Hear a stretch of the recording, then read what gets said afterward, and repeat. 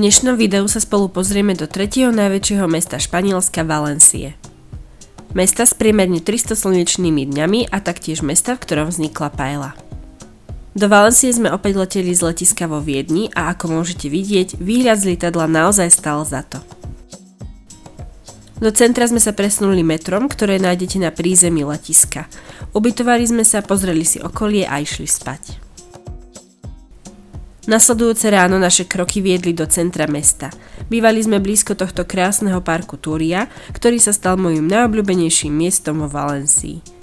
Park sa nachádza v bývalom koryte rieky Túria, ktorú sa ale pre časté povodne rozhodli odkloniť mimo mesto a tak vznikol tento krásny park, ktorý je dlhý 9 kilometrov a nájdete v ňom okrem iného aj botanickú záhradu.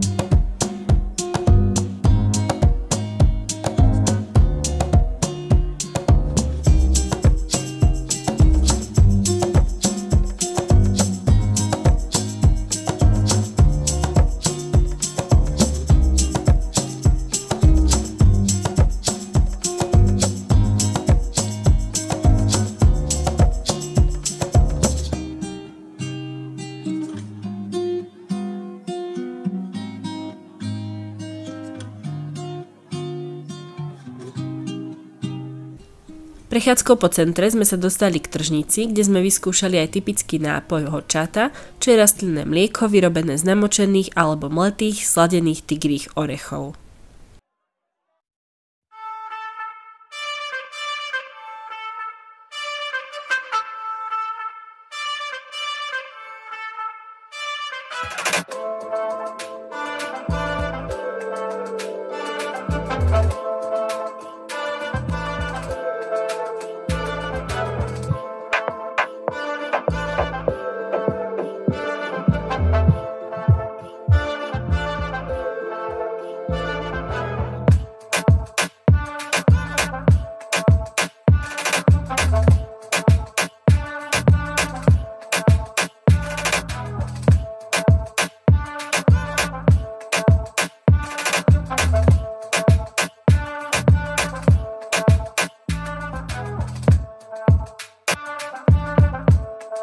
Naše kroky ďalej viedli k veži Torres de Serranos. Veže boli kedysi súčasťou starovekého mestského múru mesta a zároveň slúžili ako jedna zo vstupných brán do mesta. Vstupné vás bude stáť 2 eurá.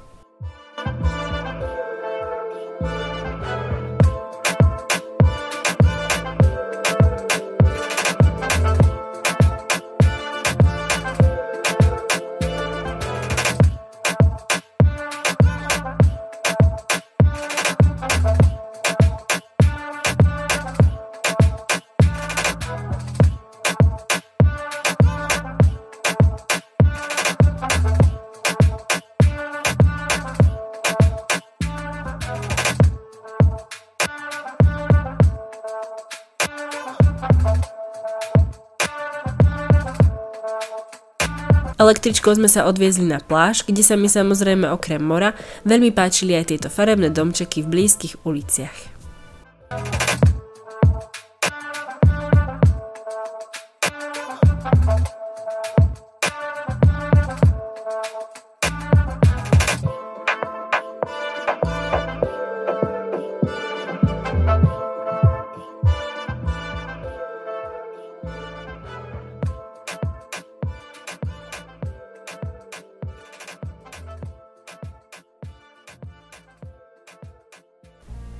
Druhý deň sme si kúpili lístky do mesta umenia a vedy. Tento komplex sa skladá z viacerých častí a my sme sa rozhodli navštíviť akvárium a múzeum vedy.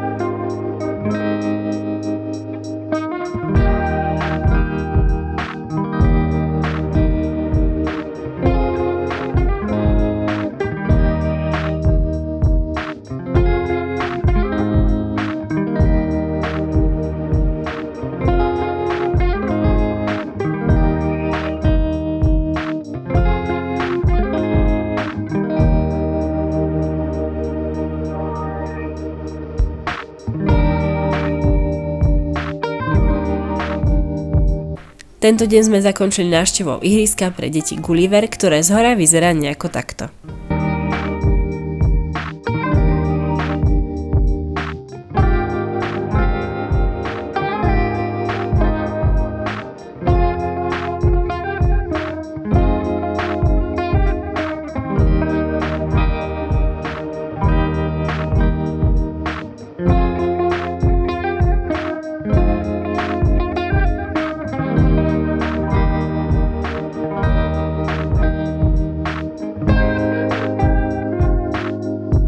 Na záver vám chcem dať len tip na ubytovanie, na ktoré link nájdete v popisku.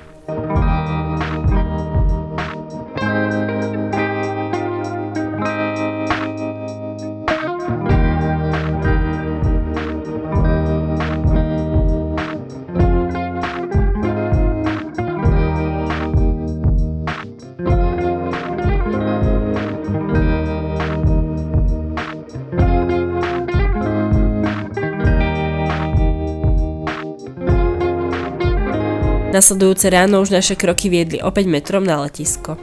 Návštevu Valencie vám určite odporúčam, aj keď pre mňa je moja srdcovka určite Barcelona, ale do Valencie sa niekedy rada vrátim. Ďakujem, že ste si pozreli toto video.